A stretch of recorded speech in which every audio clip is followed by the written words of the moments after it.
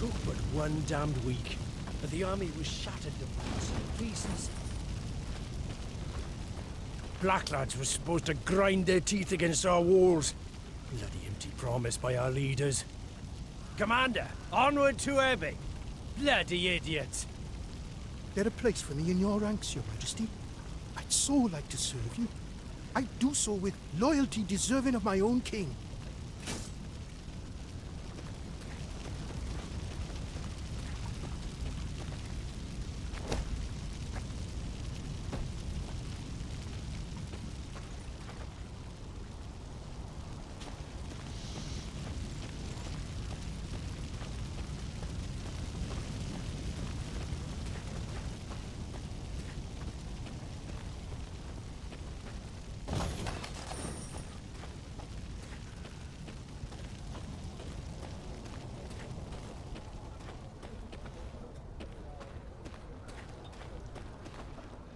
A taxidermied unicorn. Strange. What are your orders, Your Grace? Shall we take it? I've no notion what one could possibly do with such a thing. We ride on.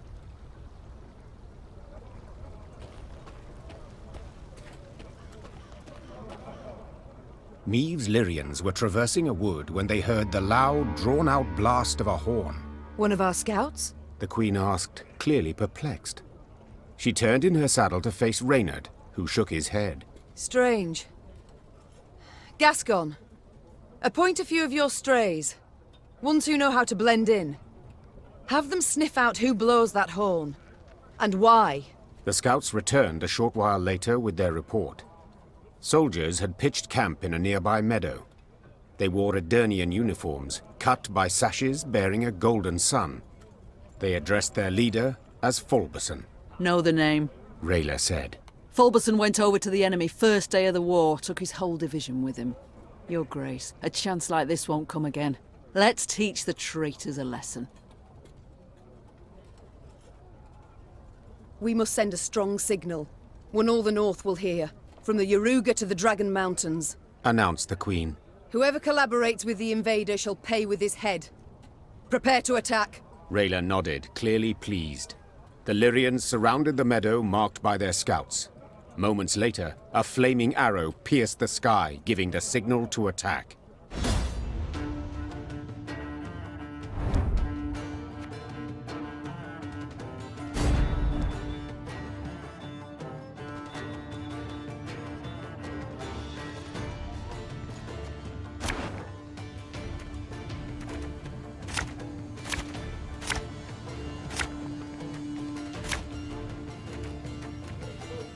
Is that Queen Meave? To arms! New orders? No?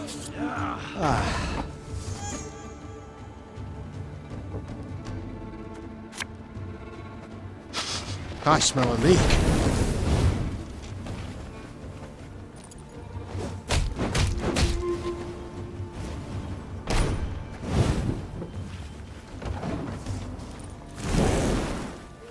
Must be an important lesson in this. But what?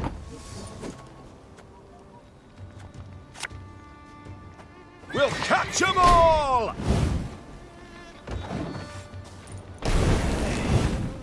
101, 102, 103. This man has suffered much. Have it the white of an eye from half a league away.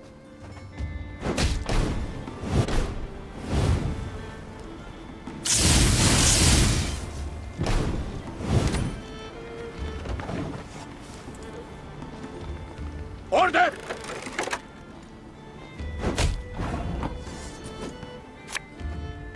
Bigger they are, easier they are to tug. Mercy, Your Grace. We surrender.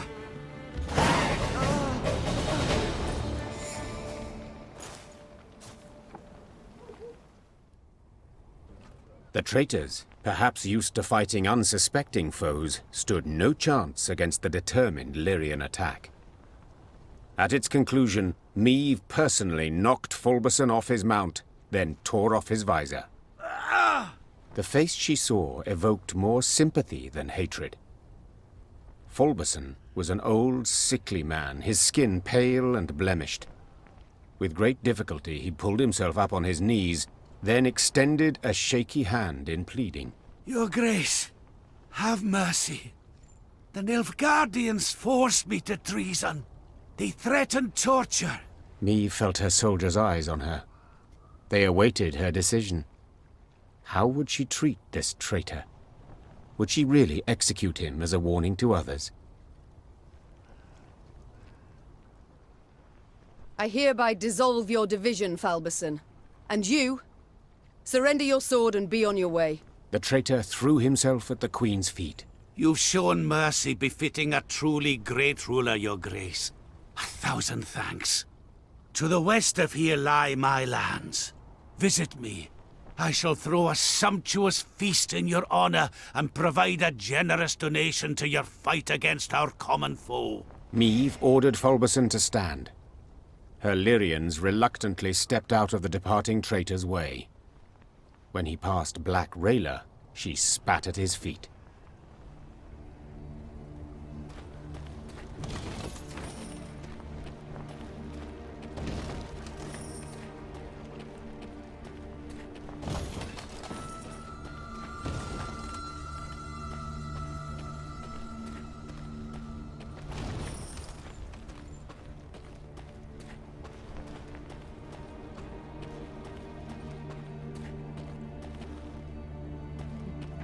Meve and her Lyrians arrived at Fulberson's lands, home of the traitor she had let live.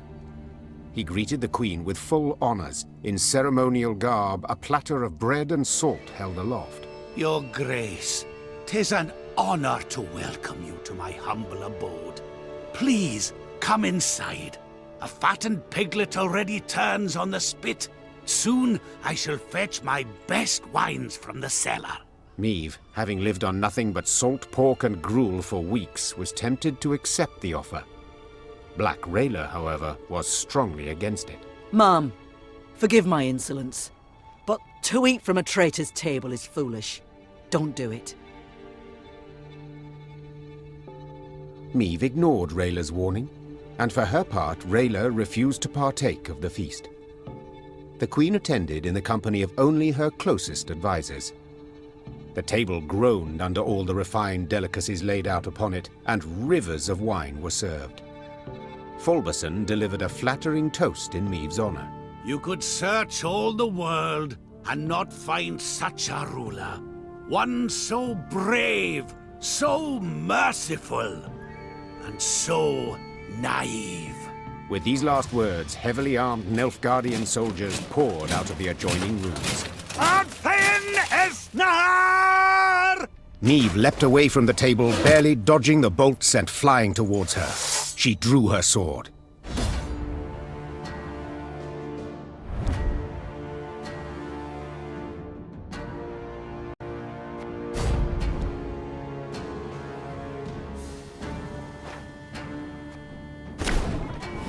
Demavent hasn't a clue. Not so mighty now, are you, Meve?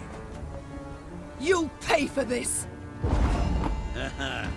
Falberson, slayer of the great Meve.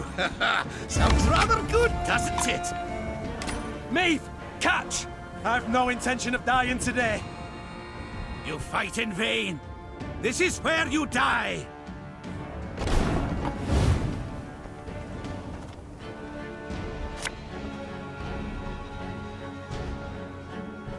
Discipline shall bring us victory!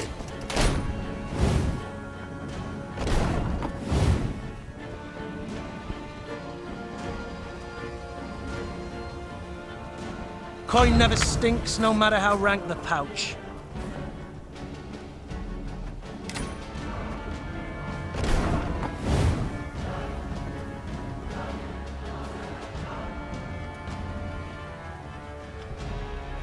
Company!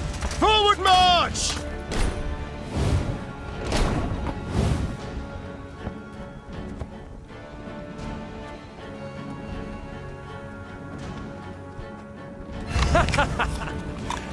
Wait, you're serious?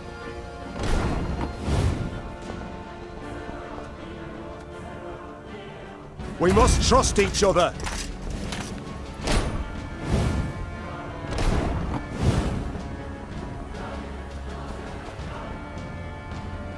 And just when you thought things were about to get dull.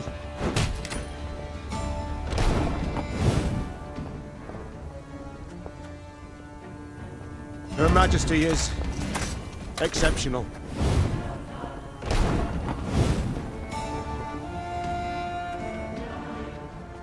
Quick and painful this'll be.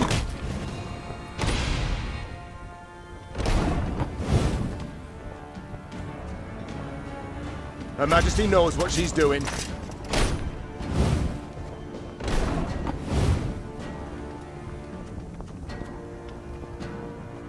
Nothing personal, I assure you.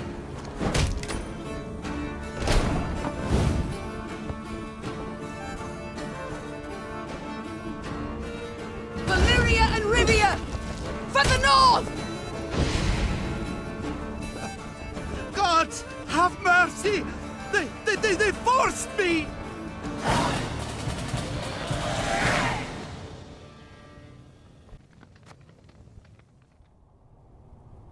Meve fought her way out of the trap, and Fulberson, a traitor twice over, finally died as he deserved, skewered on a sword in a puddle of blood. Reynard, Yes, Your Grace.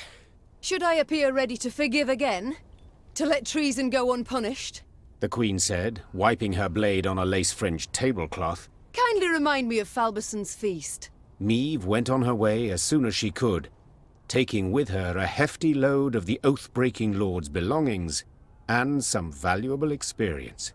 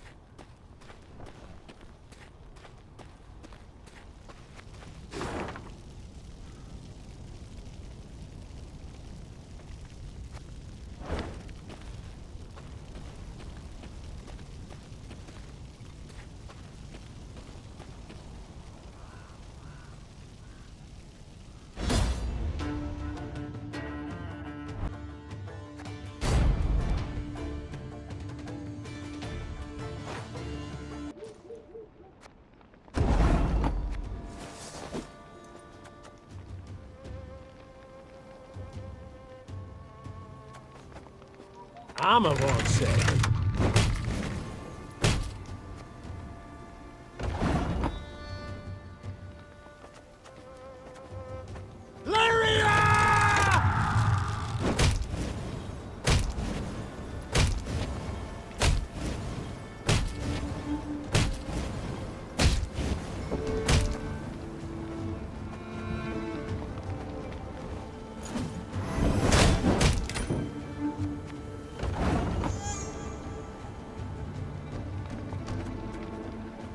One boat's all I need.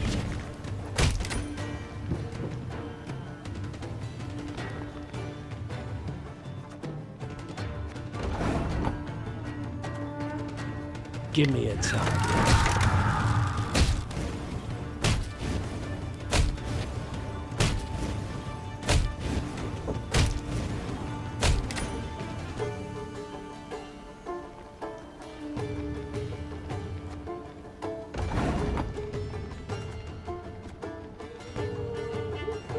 Ballista, your command.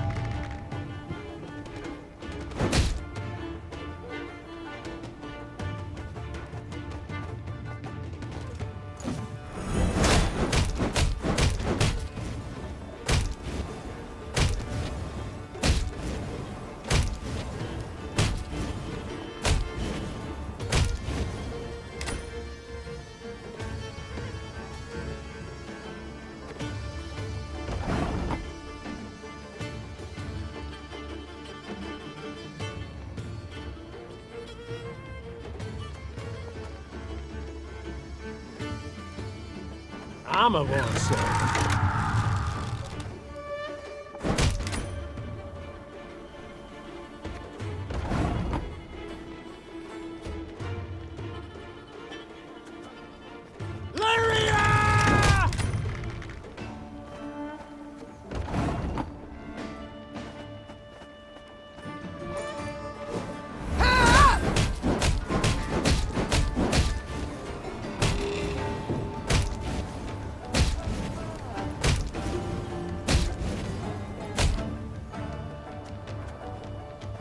One boat I need.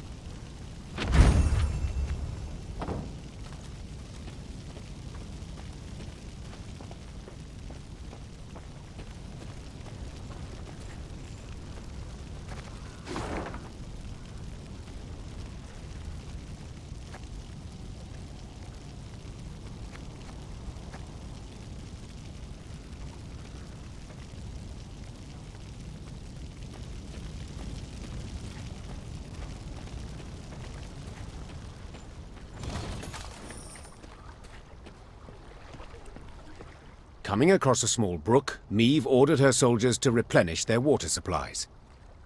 When they returned, it was with empty water skins and troubled expressions. Milady, the water tastes of blood. Not like black pudding, mind, but rancid, filthy. Meve had no choice but to march on. She gulped dryly and wondered how to interpret this strange event. An omen, perhaps? A warning from the gods? She soon learned the truth. Following the brook upstream, the Lyrians arrived at a small pool. Bobbing on its surface were dozens of corpses. A young woman caught Meve's gaze, her long hair spread delicately atop the water, wide-open eyes reflecting the sky, a fine nose peppered with freckles, and a gaping wound slashed across her throat. We shall stop here, The Queen said calmly. and give these souls a proper burial. Reynard, send scouts.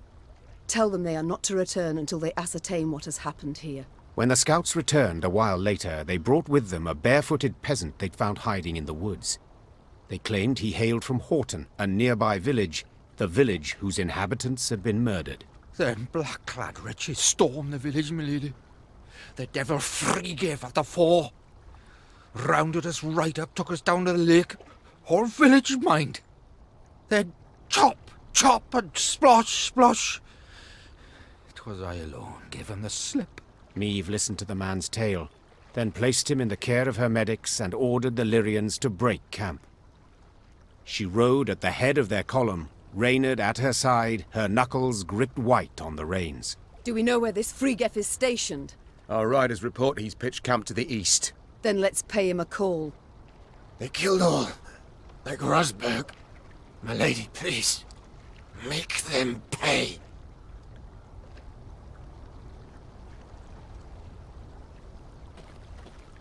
Milka, Bezrad, Kristan, all killed. Souls snuffed out to the very last. Could have run for help, I know. But I was afeard. Afeard the black-lads had catch wind of me, hear me. What now? Whatever will I do? Alone. Left all alone. Milady, buried our valuables for the black-lads came. In the wood, near a big boulder. Got a bit of charcoal.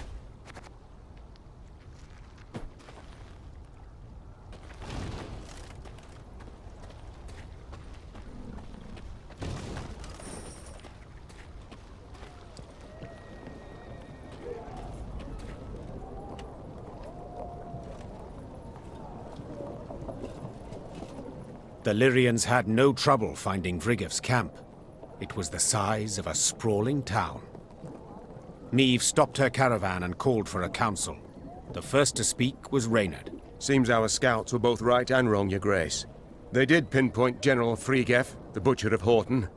Unfortunately, they underestimated his detachment. It is much larger and better armed than our own. That changes nothing. Meve said, forestalling all protest. If I leave him unpunished, without so much as an attempt, I shall never be able to face my reflection again.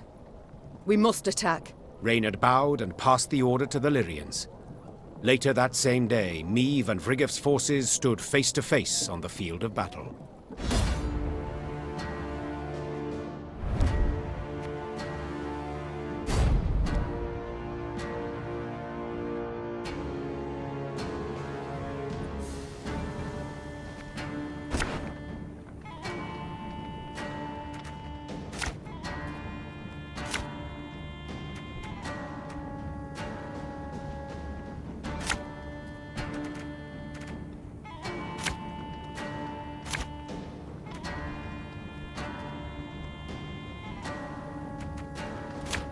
Frigev! It's time you pay for your crimes!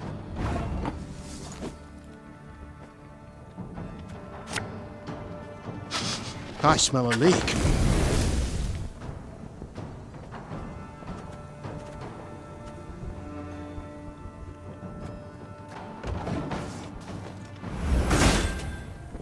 You are dogs! There!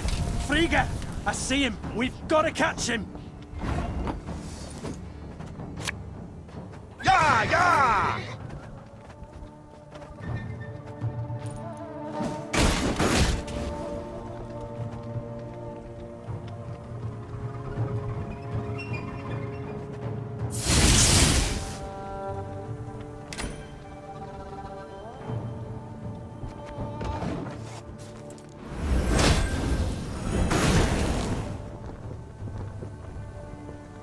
Wise choice.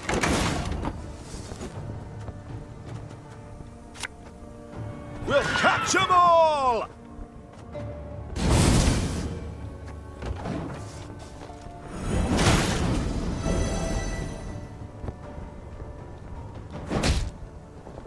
Order! Horsens. Hey?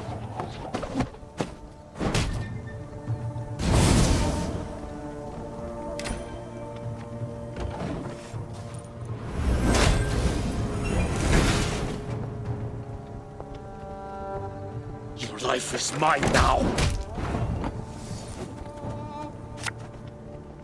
Ever have a storm knock out one of your teeth?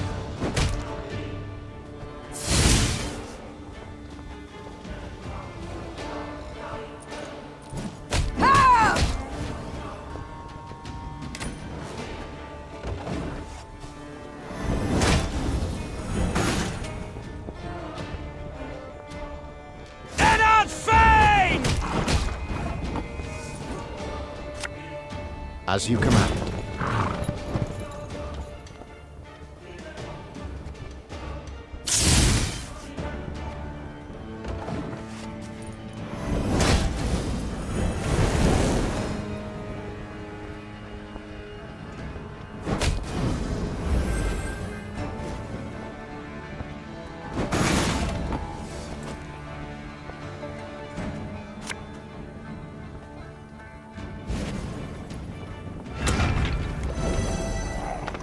The chase is on!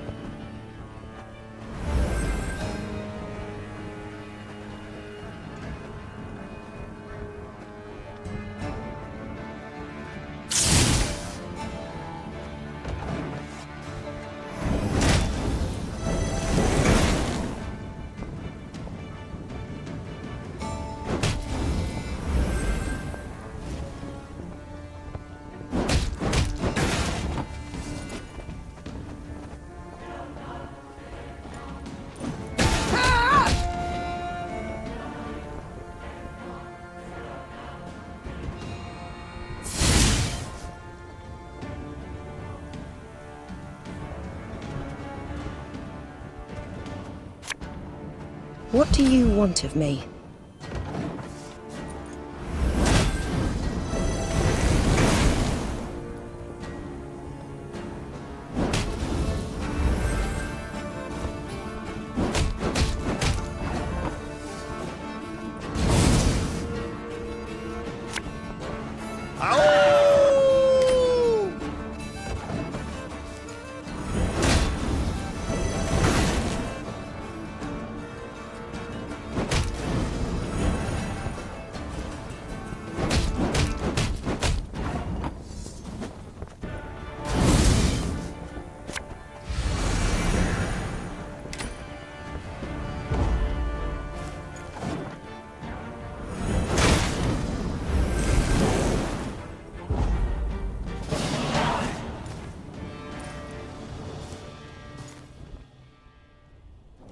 The Lyrians won the day, despite their foe's distinct advantage.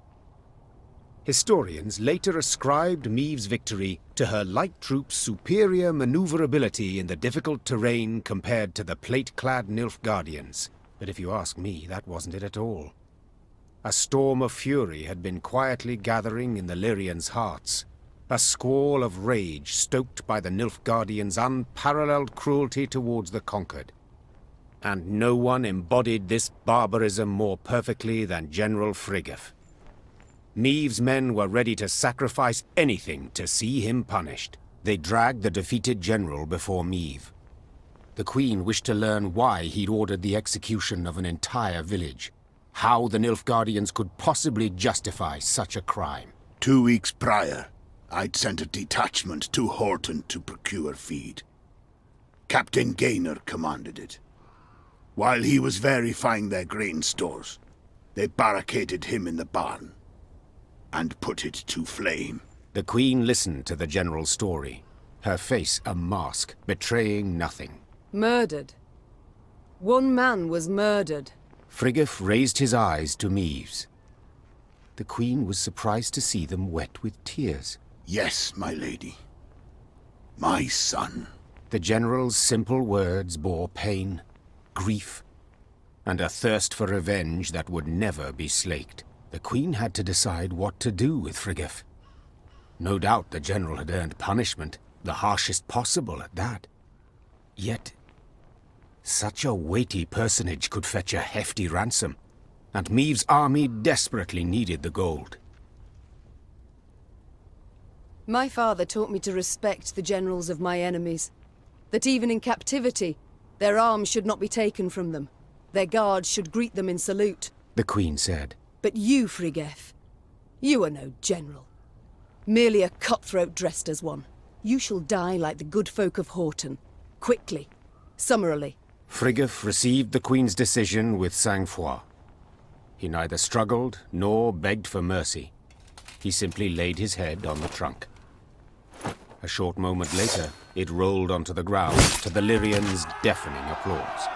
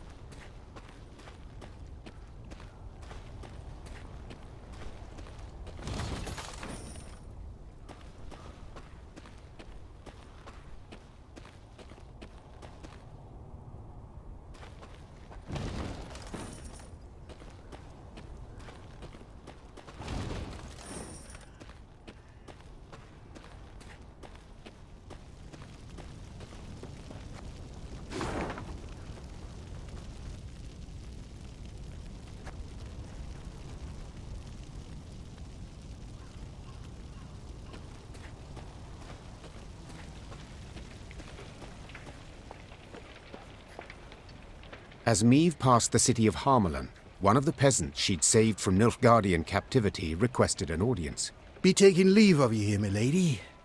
Folk from our parts lives in Harmelin. We'll manage. But, milady, we thank you for taking pity on us, time and again.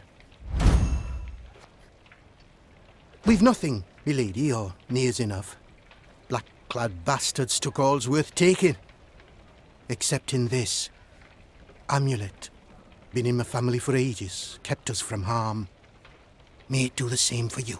Meve wanted to say she did not believe in peasant superstitions, but when she took the ivory pendant in hand, she felt a curious warmth from it. The peasant bowed, then joined the others as they trod off towards Harmelin.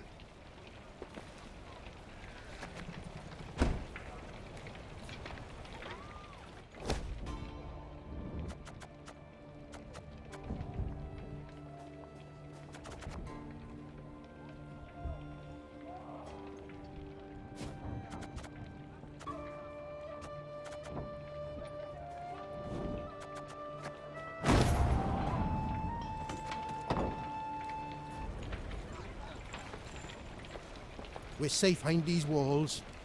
At least for now we are. You've twice shown us mercy, milady. May little A bless you twice over just the same.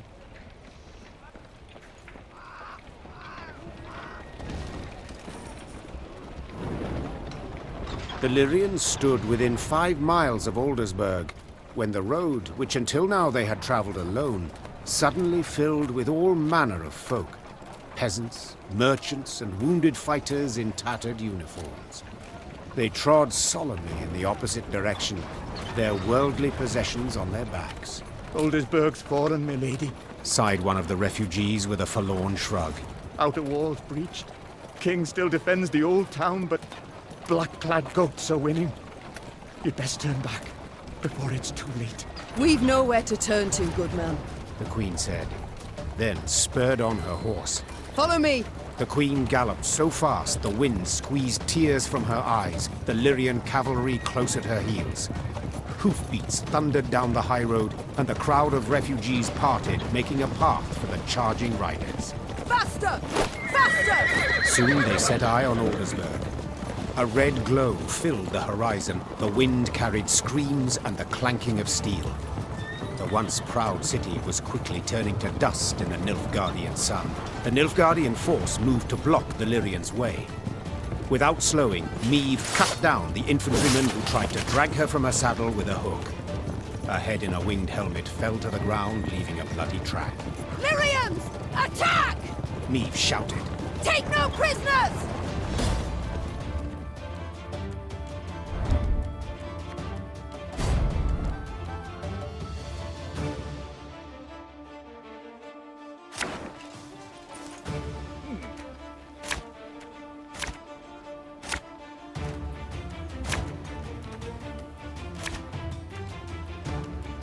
Bloody hell!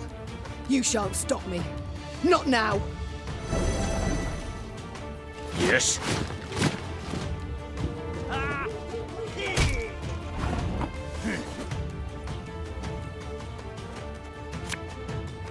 You mad?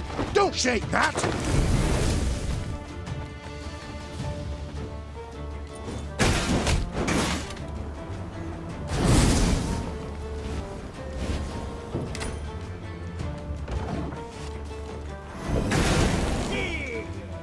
Life is mine now. Hey?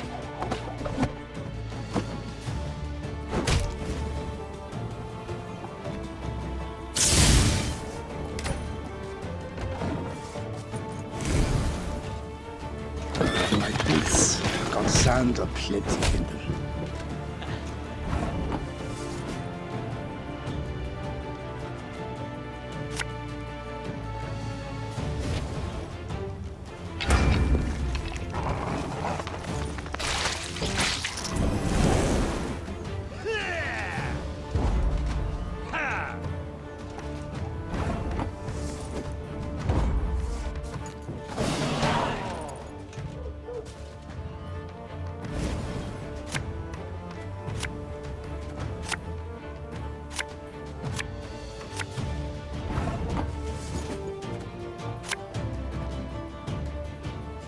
There's a time to reap, a time to sow, and a time to die.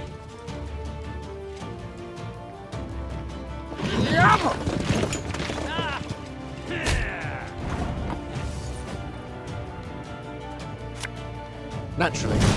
At once.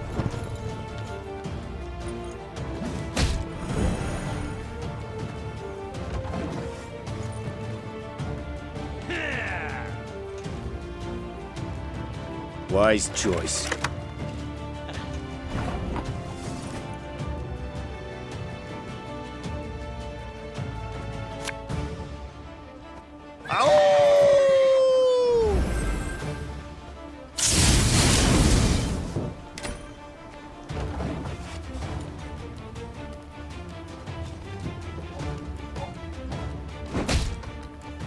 Trouver les gloires!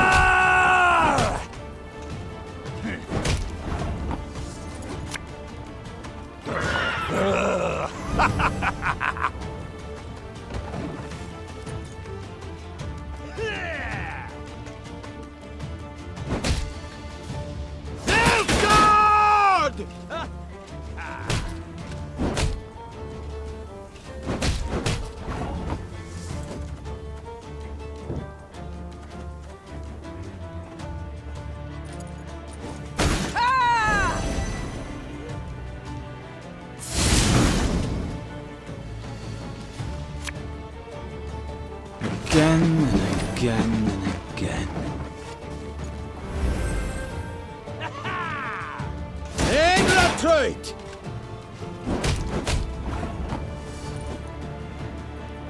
Aye. Yeah, yeah!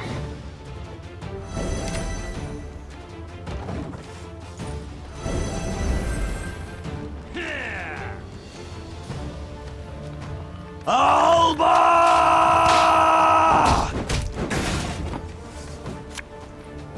We'll catch 'em all!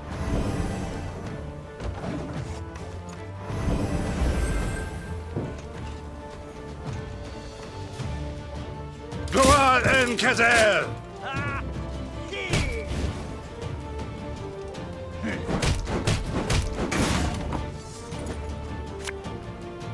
The chase is on!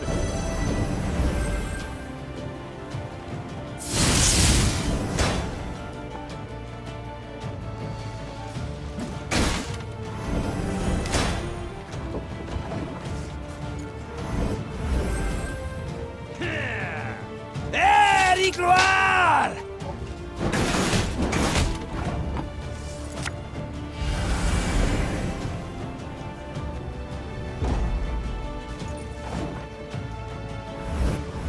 Decently. That is what you folk lack. Aedirn gloire. Your Grace, all that was but their rear guard.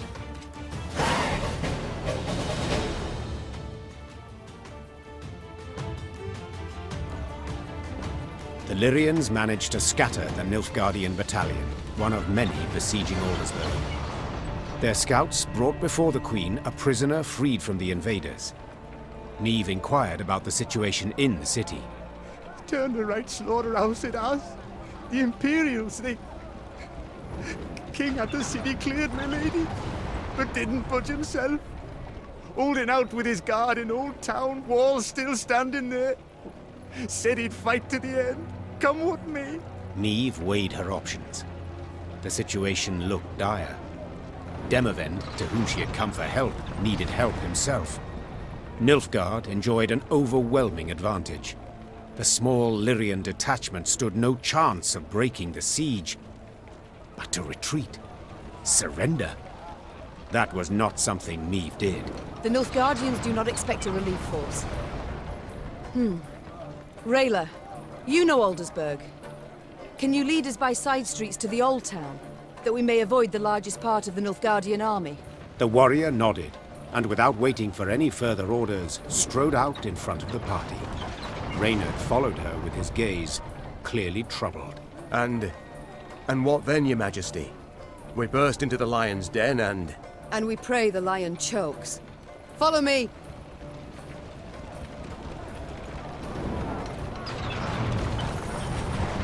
The walls crushed and breached.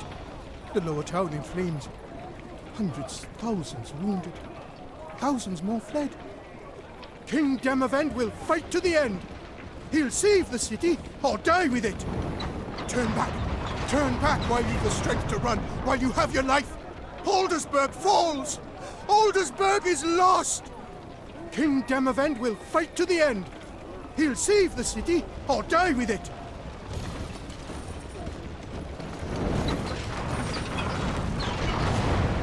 No matter was a hamster, and no father smelt of elderberries. Avort, Lyrian Quan! Art Ven Esnar! Avort, Lyrian Quan!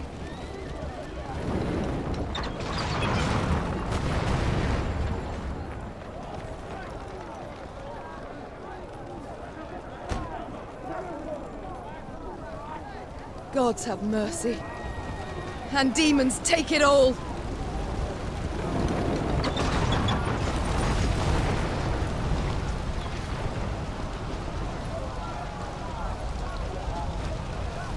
Taking advantage of the confusion, Meve maneuvered her troops to the very walls of the old town. Spying Lyrian banners, the defenders suspected a trap. But when they noticed Black Railer among them, they immediately lowered the drawbridge. The old town was a maze of brothels and shady taverns. In normal times, students and other pleasure seekers prowled its dark alleys. Now, tired soldiers slumped in every corner, though the Lyrians' arrival clearly buoyed their spirits. The Fraternal Realms warriors clasped each other's hands and swapped tales. Even Aedirn's king, Demavend, made no secret of his pleasure at seeing these unexpected arrivals. Me! Of all the besieged cities in all the world, you walk into mine. Come to the rescue, have you? To be quite frank, I've come to be rescued. Oh, yes. I've heard much of the events in Lyria. Disgraceful. Such betrayal. However, as you might have noticed, things are none too rosy here either. Yes, that is hard to miss. I thought we'd trade blows with the Blackclads. That it would be an even match. 2 weeks. That sufficed to annihilate the army I'd spent my whole lifetime building.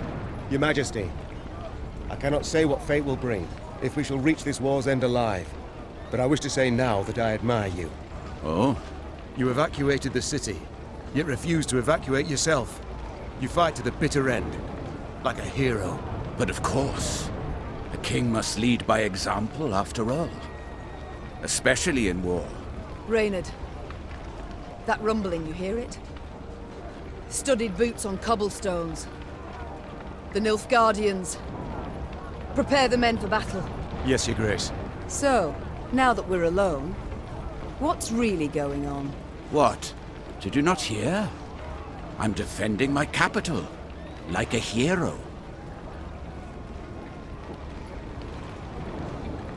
Like a man bent on suicide, rather.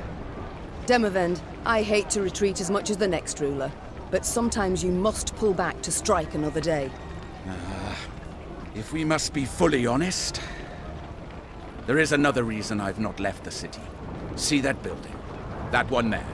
The brothel? The Crimson Bodice? Precisely. So, but promise not to laugh. I'm a patron. A loyal one, in fact. One of the girls there, Demeretta. She's marvelous. Makes me feel young again. A young fool, you mean? Demavend, there's a war on, and... Allow me to finish. Demeretta became, well, with child. Exactly 9 months ago. Understand now? She's entered confinement. Having contractions. Since yesterday. You see, I cannot leave her like this. Can't have her moved. I must stay put until she gives birth. And then what? Pray tell. Invite all of Nilfgaard to the christening? No, my dear. There is a hidden tunnel deep beneath the city, leading far beyond its walls. Once the midwives cut the cord, we flee.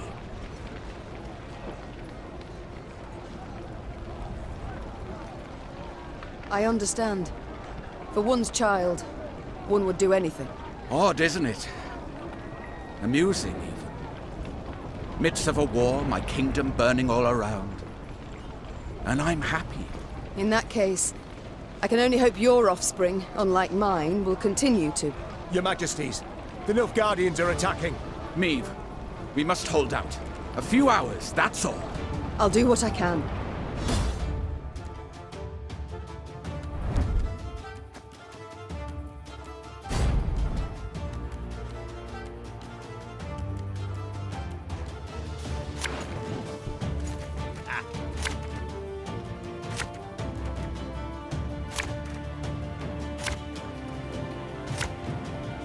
Defend the king! We must stop them!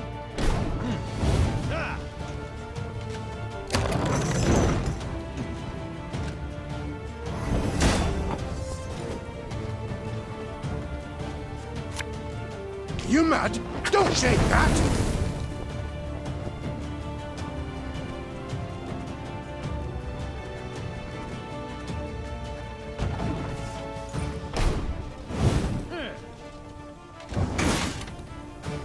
Barbarians.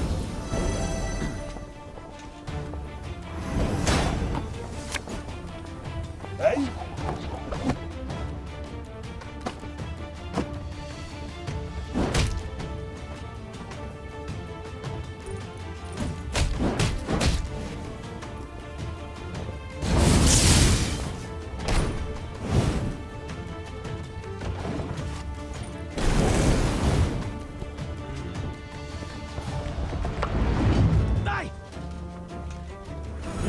I want their hate! Anvalnen order!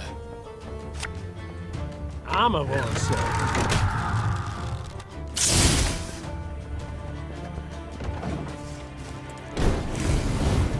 Meve! They're getting close! Devils take all, help me! I warned you.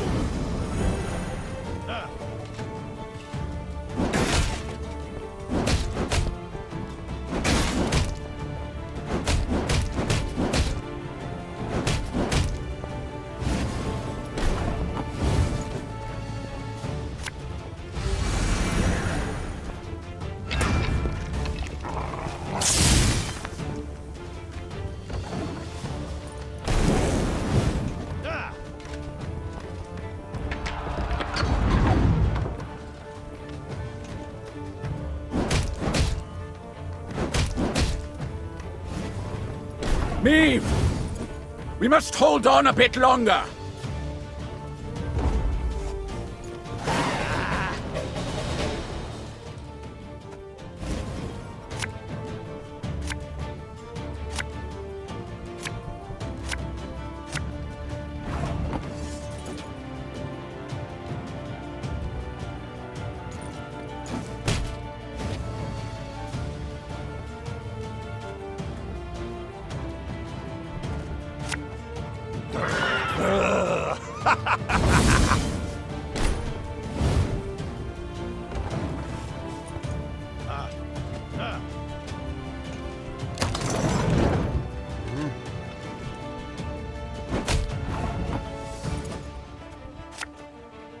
Yeah, yeah!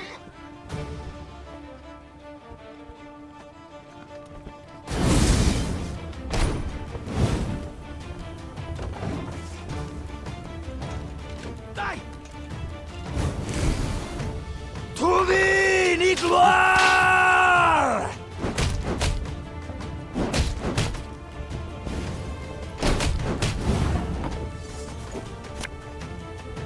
Ever have a storm knock out one of your teeth?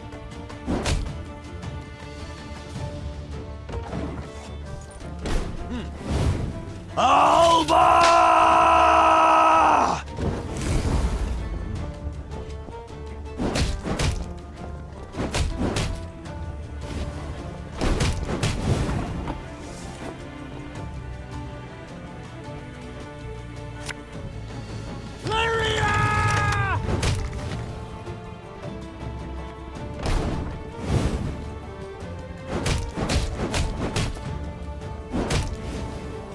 No! The chase! Ha ha ha! It worked! Now retreat to the tunnel!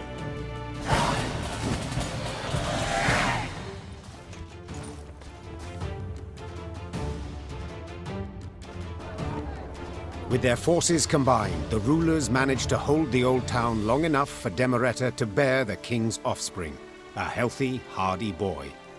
When the midwife slapped the infant, his scream carried above the roar of battle. Soon afterwards, the defenders abandoned the walls and left the city through a secret tunnel. The Nilfgaardians, furious that not one but 2 northern sovereigns were among the escapees, razed Aldersburg to the ground. Thank you. If not for you, the devils would have devoured us. I should say it was nothing.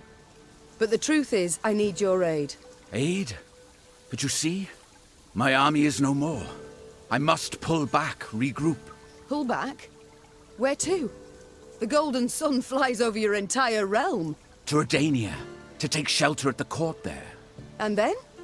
Will you sit and watch the fool juggle apples as Nilfgaard parcels all Aedirn out to its settlers? Meve, one must know when to fold and when to double down. Nilfgaard has stretched the front. Winter will soon be here. Let the costs claw away at them. A year, 2, then we strike. And we shall prove the Empire is a colossus with feet of clay. Fine. Do as you see fit. And you? I can't live like that. So what shall you do instead? Fight on. Until I win. Or the black-clad curs tear me apart. Gods, such pity I have for your husband. The poor man must have had a rough go of it. He seemed content with his life while it lasted. Yet I'm serious, Demavend, in my request. You truly won't aid me. Provide nothing at all.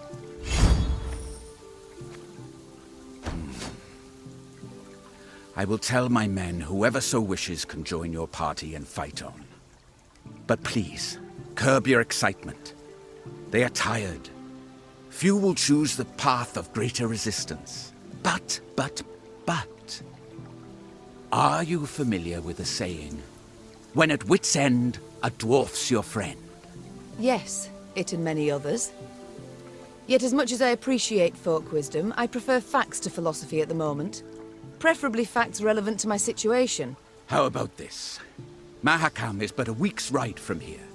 And there you'll find thousands of dwarves armed to the teeth. Enough to turn the tides of this war, I venture. Yes, they could. If not for another fact. That the dwarves have always been famously indifferent to strife between humans. They'll never come to my aid. Bah! I doubt they'll even let me into their land. Unless you show them this. The leaden ring. A token of amity given to me by the Elder-in-Chief. That's not to say they'll welcome you with open arms. But they will hear you out. And that is something. Dwarven infantry I'd make good use of. I shall do as you say. Or at least try. Good. And to ease your journey somewhat, I'll give you as your guide the best man, or rather woman, for the task. Rayla! Yes, Your Grace? You've been to Mahakam with me many times. You know their paths. Take Queen Meve and her party there. 'Twould be an honor, Your Majesty. I'll send messengers ahead that the dwarfs may expect your arrival. Until then, good luck, Meve. And may we one day waltz upon the grave of our foe, Emperor Emir. May it be so. Just as long as I get to lead. Ah, of course. Farewell, Queen. Meve left Aldersburg in ill spirits. Rather than provide the help she had hoped for, Demavend had merely sent her on to Mahakam. Her way west was lit first by the glow of a burning city, then by the smoldering remains of charred villages by the roadside. It was clear the war against Nilfgaard had taken a bitter turn. Each stranger was now treated as an enemy, and the customarily hospitable Aedirnians slammed their doors at anyone's approach. The party's morale was somber as well, and did not even improve with the first sight of mountains looming in the distance. Wandering among the ashes, Meve entered the dwarves' domain.